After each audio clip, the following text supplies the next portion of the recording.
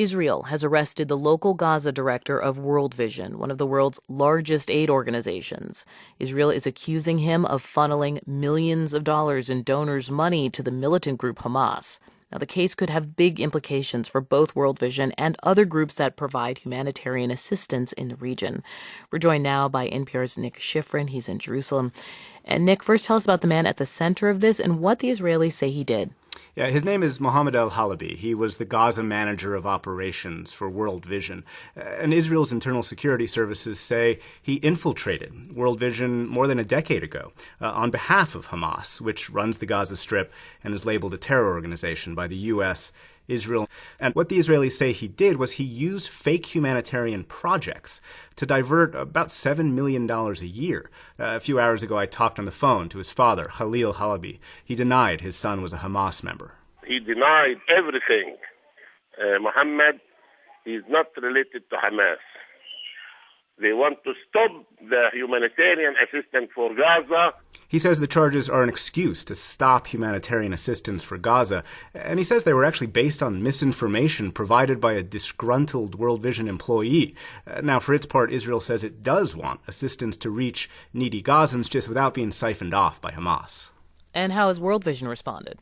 Yeah, they promised to investigate, but they say they've been auditing this Gaza program, and from their statement they say, look, quote, based on the information available to us at this time, we have no reason to believe that the allegations are true. And that's what's interesting here. The allegations do not suggest World Vision was in on it. They suggest that al-Halabi was able to work around World Vision's audits. For example, fake charities that were actually Hamas fronts allegedly received World Vision donations, and entire lists of aid beneficiaries were allegedly fictitious. So instead of giving money to, say, needy farmers, the money was handed out to Hamas. In the meantime, what's been the reaction among other aid organizations in the region?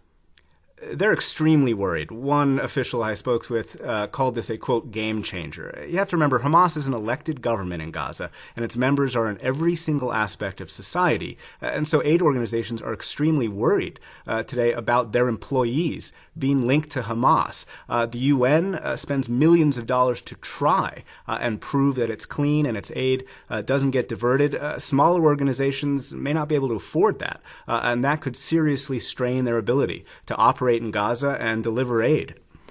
In the meantime, is Israel putting more pressure on these groups?